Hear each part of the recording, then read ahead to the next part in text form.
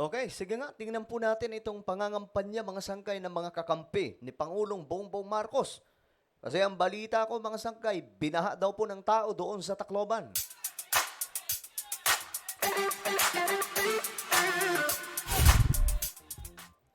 Yo, what's up guys? This is me. I'm back for another vlog today. Kamusta po mga kababayan, mga solid sangkay? Mga nanonood ngayon? Ngayon mga sangkay, ito, tingnan po natin ang campaign rally nila PBBM doon po sa Leyte. Tingnan po natin kung gaano kadami mga sangkay, no? Kasi, alam nyo, ang isa sa sinasabi po dito ng iba, itong mga pumupunta daw doon mga sangkay is mga bayan. Sinasabi rin po ng iba na ito daw po ay binibigyan ng pagkain, kaya pumupunta doon.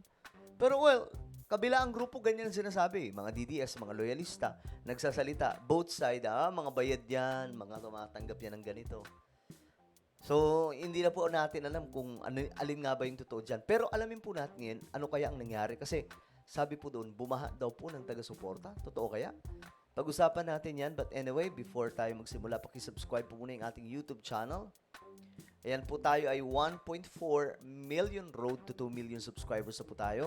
So kung gusto nyong mapabilang sa dumaraming mga solid sangkay, makikita nyo po yung subscribe button. Sa baba ng video na to, i-click nyo lamang po yung subscribe, i-click ang bell, at i-click nyo po yung all. Okay? Sa mga nanonood po sa Facebook, i-follow nyo po yung ating Facebook page. Alright guys, shoutout na pala sa lahat ng mga solid sangkay. Okay, eto tingnan po natin. Kampanya ng Alyansa para sa Bagong Pilipinas, umarangkada sa Tacloban. Alyansa para sa Bagong Pilipinas sa Tacloban para manligaw sa mga botante doon.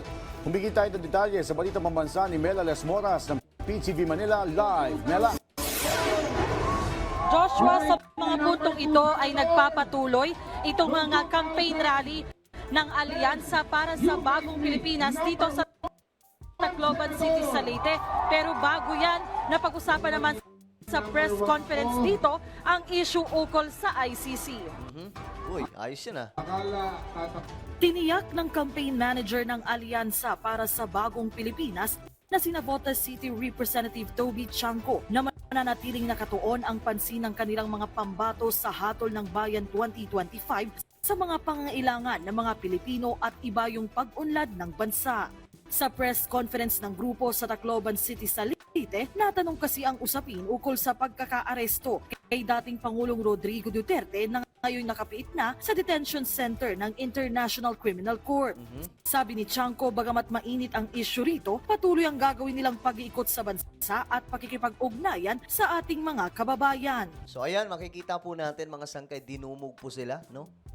Sa kanilang mga pinuntahan mga sangkay na lugar, makikita nyo naman sobrang daming tao. Ang alyansa ay nanatiling nakatutok doon sa araw-araw na mga suliranin ng ating mga kababayan, tulad ng trabaho, pangkabuhayan. So yun po ang pinapaliwanag ng alyansa at yun po ang tinututukan natin.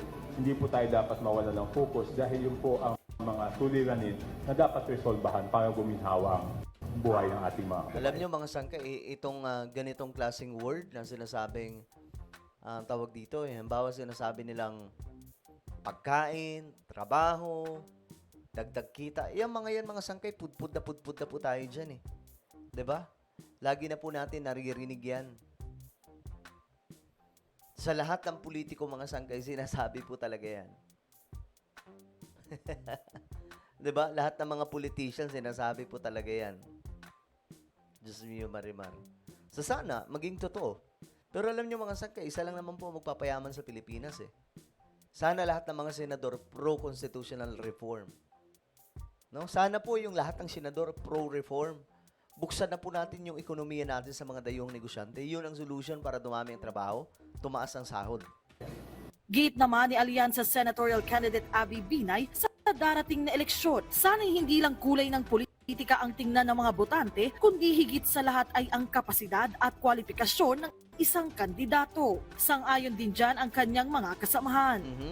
Yes, we are part of the administration, but we are individuals in a group.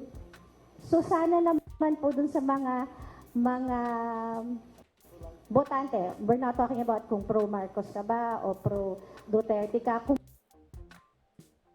pink ka ba, kung dilaw ka ba, kung green ka ba, kung red ka ba. At the end of the day, ang gusto po natin, tama po nga si Sen Erwin, ano ba ang pwede naming ibigay sa mga kababayan po natin? Mainit ang mga ulo ng mga tao, pero sana bigyan natin ng pagkakataon yung ICC na alam naman natin na magiging patas. Para hindi naman nga sinasabi na guilty siya. Kaya nga may proseso, kaya nga may trials. Ngayong may iba't ibang opinyon ng mga eksperto sa issue, tanging hiling ng alyansa candidates sana'y manaig ang hustisya. Sa takdang panahon, lalabas at lalabas din daw kung tama o mali ang nangyari. Only time will tell. Hindi yan masasagot ngayon. Yung history books na magsasabi dyan, saka palang malalaman niya kung tama o mali pagdating ng takdang panahon. Yung takdang panahon na yon, hindi ngayon.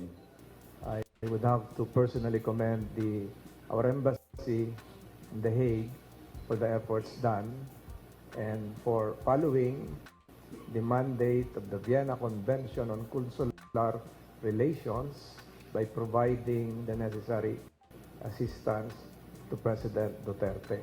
Tama po yun. Trabaho po yun, kahit sinong Pilipino, tulungan nila.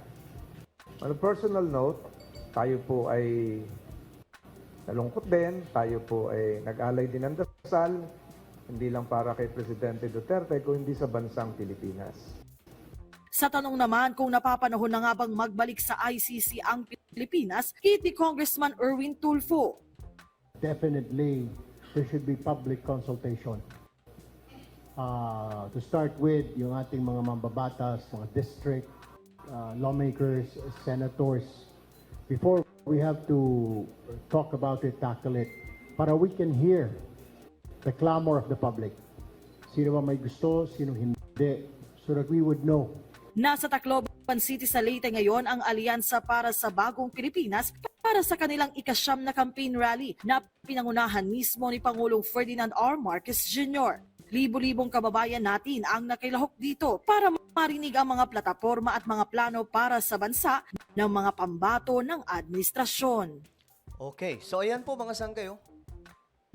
Sobrang daming ang pumunta, no? Ayan, oh. Yan po yung, kaya pala viral po kasi ito mga sangkay. Kitang-kita po yung